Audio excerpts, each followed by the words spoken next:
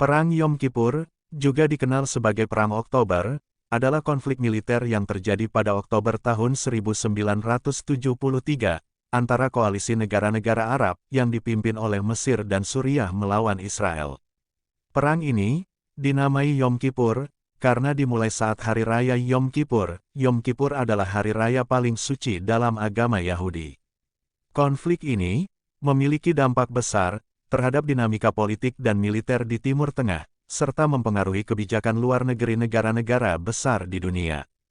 Namun, sebelum saya membahas Perang Yom Kippur ini lebih lanjut, dengan rendah hati, saya mohon kepada saudaraku sekalian, untuk pencet dulu tombol subscribe-nya. Kalau sudah diklik subscribe-nya, maka saya ucapkan berlimpah terima kasih, dan mari kita lanjut.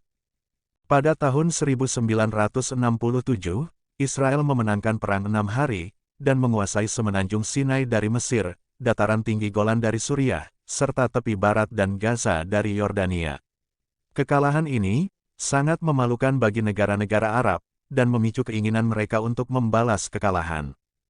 Pada awal 1970-an, Mesir dan Suriah, dengan bantuan militer dan finansial dari Uni Soviet, mulai mempersiapkan serangan terhadap Israel. Presiden Mesir Anwar Sadat dan Presiden Suriah Hafez al-Assad berkomitmen untuk merebut kembali wilayah yang hilang dalam Perang 6 Hari. Perang dimulai pada tanggal 6 Oktober tahun 1973, ketika pasukan Mesir dan Suriah melancarkan serangan mendadak terhadap Israel. Serangan ini dimulai pada Yom Kippur, hari puasa dan doa dalam agama Yahudi, yang membuat Israel tidak siap dan terkejut. Pasukan Mesir melintasi terusan Suez, dan berhasil menembus garis pertahanan Bar-Lev, yang dianggap sangat kuat oleh Israel. Mereka berhasil menduduki sebagian besar semenanjung Sinai, dalam waktu singkat. Pasukan Suriah melancarkan serangan besar-besaran di dataran tinggi Golan, yang awalnya membuat pasukan Israel kewalahan. Namun, Israel berhasil memperkuat pertahanan mereka, dan menghentikan kemajuan Suriah. Setelah beberapa hari, Israel berhasil memobilisasi pasukan cadangan mereka, dan melancarkan serangan balik. Pasukan Israel berhasil menahan serangan Arab, dan mulai merebut kembali wilayah yang hilang. Israel menerima bantuan militer besar-besaran dari Amerika Serikat, termasuk pengiriman senjata dan peralatan militer melalui udara. Bantuan ini sangat penting dalam membantu Israel untuk memulihkan kekuatan militernya.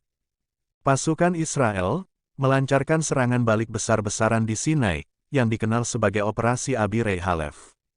Mereka berhasil menyeberangi terusan Suez, dan mengepung pasukan Mesir di sebelah barat terusan. Perang ini juga ditandai dengan pertempuran udara yang sengit. Angkatan Udara Israel IAF berhadapan dengan pesawat-pesawat tempur Mesir dan Suriah, yang didukung oleh Uni Soviet. IAF berhasil mencapai superioritas udara. Pertempuran laut juga terjadi di Mediterania dan Laut Merah. Angkatan Laut Israel berhadapan dengan kapal-kapal perang Mesir dan Suriah, serta kapal-kapal patroli yang didukung oleh Uni Soviet. Di dataran tinggi Golan, pasukan Israel berhasil melakukan serangan balik, dan memaksa pasukan Suriah mundur. Mereka bahkan berhasil memasuki wilayah Suriah, dan mendekati ibu kota Damaskus. Setelah beberapa minggu pertempuran, diplomasi internasional yang dipimpin oleh Amerika Serikat dan Uni Soviet berhasil memediasi gencatan senjata. Dewan Keamanan PBB mengeluarkan resolusi 338 yang menyerukan gencatan senjata segera. Perang Yom Kippur berakhir dengan gencatan senjata pada tanggal 25 Oktober tahun 1973. Meskipun Israel berhasil mempertahankan dan bahkan memperluas beberapa wilayahnya, perang ini mengungkapkan kerentanan militer mereka. Perang ini menyebabkan korban yang besar bagi Israel, baik dari segi militer maupun sipil. Perang ini juga menyebabkan krisis politik di Israel, yang berujung pada pengunduran diri Perdana Menteri Golda Meir pada 1974. Mesir dan Suriah mengalami kerugian besar, namun berhasil menunjukkan kemampuan militer mereka. Perang ini meningkatkan posisi mereka dalam negosiasi internasional. Setelah perang, Presiden Anwar Sadat mengubah arah kebijakan Mesir, dengan mendekatkan diri ke Amerika Serikat dan menjauh dari Uni Soviet. Hal ini membuka jalan bagi perjanjian damai antara Mesir dan Israel.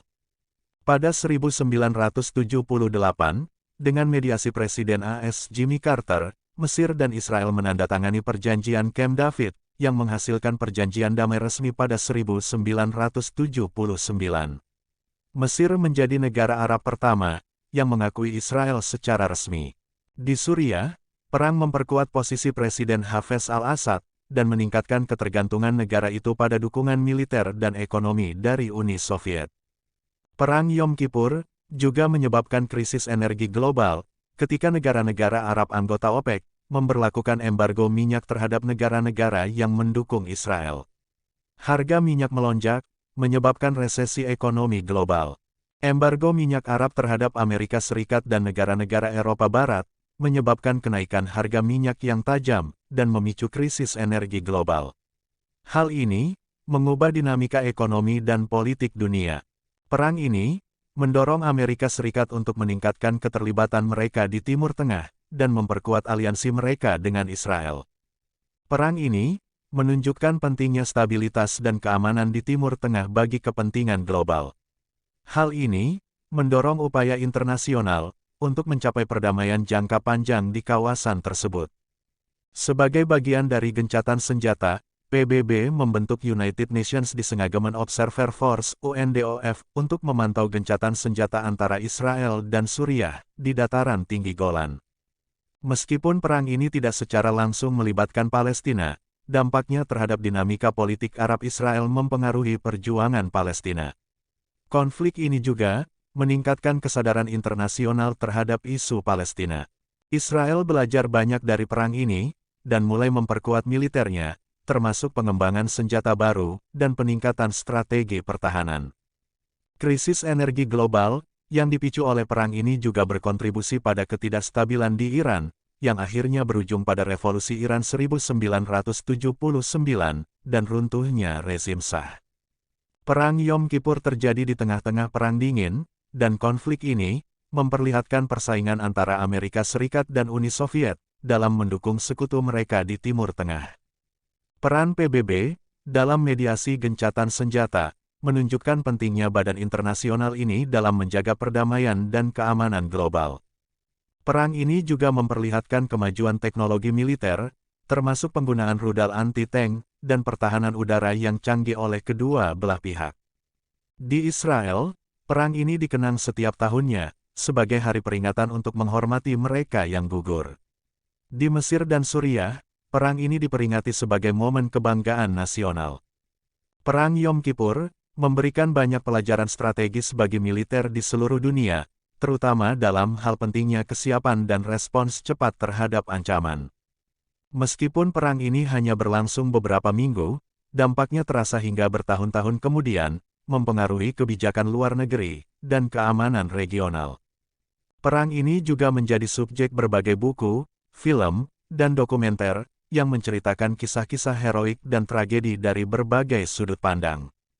Perang Yom Kippur, meskipun berdarah dan penuh konflik, membuka jalan bagi upaya rekonsiliasi dan perdamaian di Timur Tengah, terutama melalui diplomasi dan perjanjian damai. Warisan Perang Yom Kippur masih terasa hingga hari ini, baik dalam politik Timur Tengah, maupun dalam hubungan internasional, menunjukkan betapa kompleks dan berkelanjutannya dampak dari sebuah konflik besar.